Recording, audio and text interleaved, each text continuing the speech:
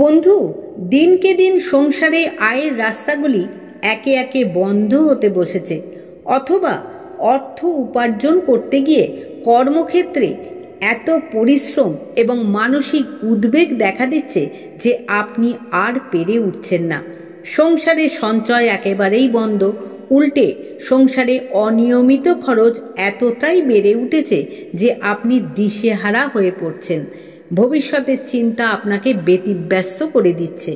আপনি যদি এই রকম কোনো পরিস্থিতির শিকার হয়ে থাকেন, তাহলে কাউকে কিছু না জানিয়ে আমাদের এই ভিডিওতে দেওয়া মা লক্ষ্মীর এই আয় উপার্জনদায়ক মন্ত্রটি প্রতিদিন দিনে অথবা সন্ধেবেলা যে কোনো সময় মাত্র 51 বার ভক্তি ভরে শ্রবণ করুন। সময়ের অভাব হলে কানে হেডফোন লাগিয়েও শ্রবণ করতে পারেন মা লক্ষ্মীর এই শক্তিশালী মন্ত্রটি। অল্প কিছুদিনের মধ্যেই ফল পাবেন হাতে নাতে। তাহলে বন্ধু, আর কথা না বাড়িয়ে আমরা এবার পাঠ করছি মা লক্ষ্মীর সেই শক্তিশালী আয় উপার্জনদায়ক মন্ত্রটি। আপনারা ভক্তি ভরে শ্রবণ করুন। ওং নমো ভগবতি পদ্ম পদ্মাবতী। ओम ह्रीं श्रीं ओम पूर्वाय दक्षिणाय पश्चिमाय उत्तराय आणपुराय सर्वजनवशं कुरु कुरु स्वाहा। ओं नमो भगवती पद्म पद्मावती। ओम ह्रीं श्रीं ओम पूर्वाय दक्षिणाय पश्चिमाय उत्तराय आणपुराय सर्वजनवशं कुरु कुरु स्वाहा। ओं नमो भगवती पद्म पद्मावती। ओम ह्रीं श्रीं ओम पूर्वाय दक्षिणाय पश्चिमाय उत्तराय आणपुराय सर्वजनवशं कुरु कुरु स्वाहा। ओं नमो भगवती पद्म पद्मावती। ओम ह्रीं श्रीं ओम पूर्वाय दक्षिणाय पश्चिमाय उत्तराय आणपुराय सर्वजनवशं कुरु कुरु स्वाहा। ओं नमो भगवती पद्म पद्मावती। ओम ह्रीं श्रीं ओम पूर्वाय दक्षिणाय पश्चिमाय उत्तराय आणपुराय सर्वजनवशं कुरु कुरु स्वाहा। ओं नमो भगवती पद्म पद्मावती। ओम ह्रीं श्रीं ओम पूर्वाय दक्षिणाय पश्चिमाय उत्तराय आणपुराय सर्वजनवशं कुरु कुरु स्वाहा। ओं नमो भगवती पद्म पद्मावती। ओम ह्रीं श्रीं ओम पूर्वाय दक्षिणाय पश्चिमाय उत्तराय आणपुराय सर्वजनवशं कुरु कुरु स्वाहा। ओं नमो भगवती पद्म पद्मावती। ओम ह्रीं श्रीं ओम पूर्वाय दक्षिणाय पश्चिमाय उत्तराय आणपुराय सर्वजनवशं कुरु कुरु स्वाहा। ओं नमो भगवती पद्म पद्मावती।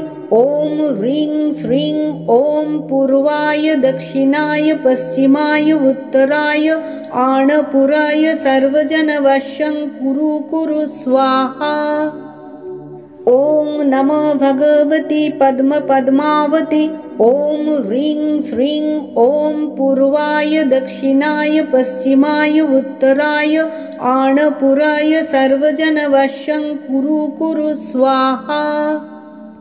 ओं नमो भगवती पद्म पद्मावती। ओम ह्रीं श्रीं ओम पूर्वाय दक्षिणाय पश्चिमाय उत्तराय आणपुराय सर्वजनवशं कुरु कुरु स्वाहा। ओं नमो भगवती पद्म पद्मावती। ओम ह्रीं श्रीं ओम पूर्वाय दक्षिणाय पश्चिमाय उत्तराय आणपुराय सर्वजनवशं कुरु कुरु स्वाहा। ओं नमो भगवती पद्म पद्मावती। ओम ह्रीं श्रीं ओम पूर्वाय दक्षिणाय पश्चिमाय उत्तराय आणपुराय सर्वजनवशं कुरु कुरु स्वाहा। ओं नमो भगवती पद्म पद्मावती। ॐ ह्रीं श्रीं ॐ पूर्वाय दक्षिणाय पश्चिमाय उत्तराय आणपुराय सर्वजनवशं कुरु कुरु स्वाहा। ॐ नमो भगवति पद्मपद्मावति ॐ ह्रीं श्रीं ॐ पूर्वाय दक्षिणाय पश्चिमाय उत्तराय आणपुराय सर्वजनवशं कुरु कुरु स्वाहा। ॐ नमो भगवति पद्मपद्मावति ॐ ह्रीं श्रीं ॐ पूर्वाय दक्षिणाय पश्चिमाय उत्तराय आणपुराय सर्वजनवशं कुरु कुरु स्वाहा। ॐ नमो भगवति पद्मपद्मावति ॐ ह्रीं श्रीं ॐ पूर्वाय दक्षिणाय पश्चिमाय उत्तराय आणपुराय सर्वजनवशं कुरु कुरु स्वाहा। ॐ नमो भगवति पद्मपद्मावति ॐ ह्रीं श्रीं ॐ पूर्वाय दक्षिणाय पश्चिमाय उत्तराय आणपुराय सर्वजनवशं कुरु कुरु स्वाहा। ॐ नमो भगवति पद्मपद्मावति ॐ ह्रीं श्रीं ॐ पूर्वाय दक्षिणाय पश्चिमाय उत्तराय आणपुराय सर्वजनवशं कुरु कुरु स्वाहा। ॐ नमो भगवति पद्मपद्मावति ॐ ह्रीं श्रीं ॐ पूर्वाय दक्षिणाय पश्चिमाय उत्तराय आणपुराय सर्वजनवशं कुरु कुरु स्वाहा। ॐ नमो भगवति पद्मपद्मावति ॐ ह्रीं श्रीं ॐ पूर्वाय दक्षिणाय पश्चिमाय उत्तराय आणपुराय सर्वजनवशं कुरु कुरु स्वाहा। ॐ नमो भगवति पद्मपद्मावति ॐ ह्रीं श्रीं ॐ पूर्वाय दक्षिणाय पश्चिमाय उत्तराय आणपुराय सर्वजनवशं कुरु कुरु स्वाहा।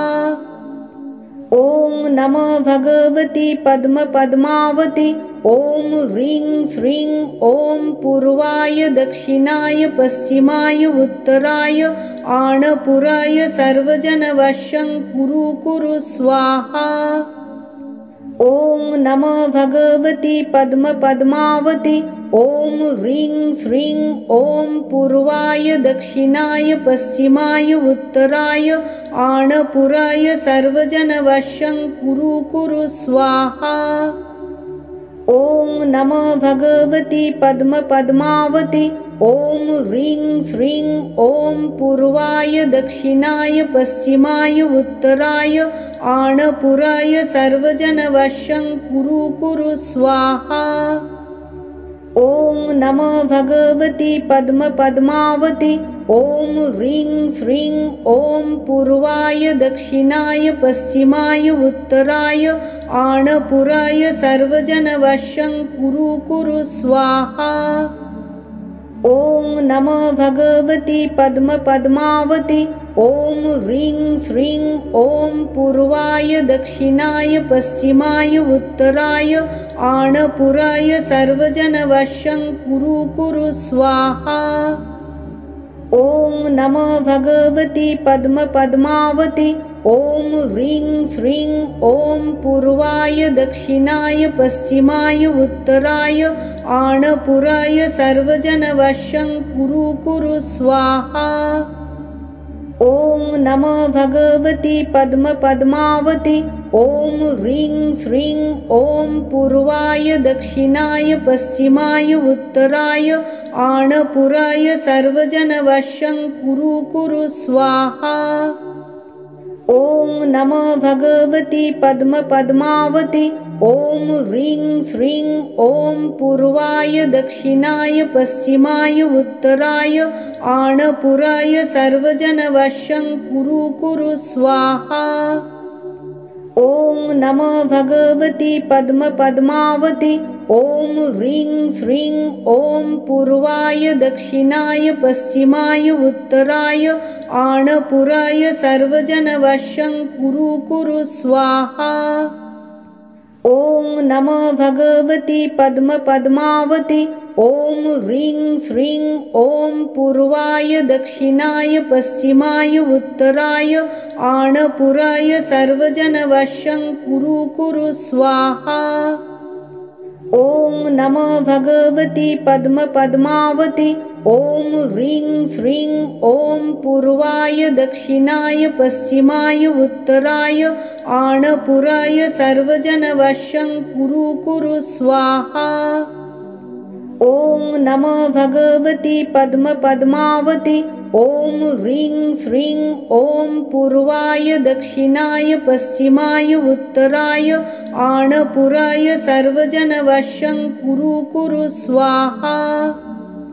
ॐ नमो भगवति पद्मपद्मावति ॐ ह्रीं श्रीं ॐ पूर्वाय दक्षिणाय पश्चिमाय उत्तराय आणपुराय सर्वजनवशं कुरु कुरु स्वाहा।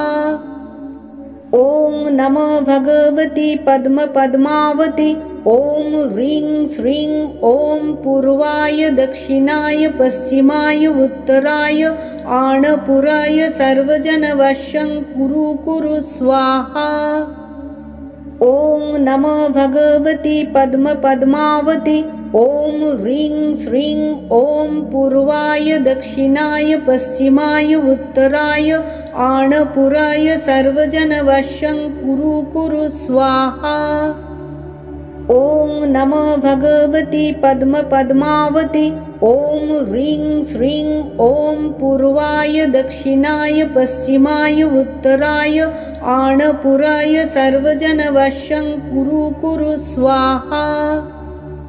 ॐ नमो भगवति पद्मपद्मावति ॐ ह्रीं श्रीं ॐ पूर्वाय दक्षिणाय पश्चिमाय उत्तराय आणपुराय सर्वजनवशं कुरु कुरु स्वाहा। ॐ नमो भगवति पद्मपद्मावति ॐ ह्रीं श्रीं ॐ पूर्वाय दक्षिणाय पश्चिमाय उत्तराय आणपुराय सर्वजनवशं कुरु कुरु स्वाहा। ॐ नमो भगवति पद्मपद्मावति ॐ ह्रीं श्रीं ॐ पूर्वाय दक्षिणाय पश्चिमाय उत्तराय आणपुराय सर्वजनवशं कुरु कुरु स्वाहा। ॐ नमो भगवति पद्मपद्मावति ॐ ह्रीं श्रीं ॐ पूर्वाय दक्षिणाय पश्चिमाय उत्तराय आणपुराय सर्वजनवशं कुरु कुरु स्वाहा। ॐ नमो भगवति पद्मपद्मावति ॐ ह्रीं श्रीं ॐ पूर्वाय दक्षिणाय पश्चिमाय उत्तराय आणपुराय सर्वजनवशं कुरु कुरु स्वाहा। ॐ नमो भगवति पद्मपद्मावति ॐ ह्रीं श्रीं ॐ पूर्वाय दक्षिणाय पश्चिमाय उत्तराय आणपुराय सर्वजनवशं कुरु कुरु स्वाहा। ॐ नमो भगवति पद्मपद्मावति ॐ ह्रीं श्रीं ॐ पूर्वाय दक्षिणाय पश्चिमाय उत्तराय आणपुराय सर्वजनवशं कुरु कुरु स्वाहा। ॐ नमो भगवति पद्मपद्मावति ॐ ह्रीं श्रीं ॐ पूर्वाय दक्षिणाय पश्चिमाय उत्तराय आणपुराय सर्वजनवशं कुरु कुरु स्वाहा। ॐ नमो भगवति पद्मपद्मावति ॐ ह्रीं श्रीं ॐ पूर्वाय दक्षिणाय पश्चिमाय उत्तराय आणपुराय सर्वजनवशं कुरु कुरु स्वाहा। ॐ नमो भगवति पद्मपद्मावति ॐ ह्रीं श्रीं ॐ पूर्वाय दक्षिणाय पश्चिमाय उत्तराय आणपुराय सर्वजनवशं कुरु कुरु स्वाहा। ॐ नमो भगवति पद्मपद्मावति ॐ ह्रीं श्रीं ॐ पूर्वाय दक्षिणाय पश्चिमाय उत्तराय आणपुराय सर्वजनवशं कुरु कुरु स्वाहा। ॐ नमो भगवति पद्मपद्मावति ॐ ह्रीं श्रीं ॐ पूर्वाय दक्षिणाय पश्चिमाय उत्तराय आणपुराय सर्वजनवशं कुरु कुरु स्वाहा।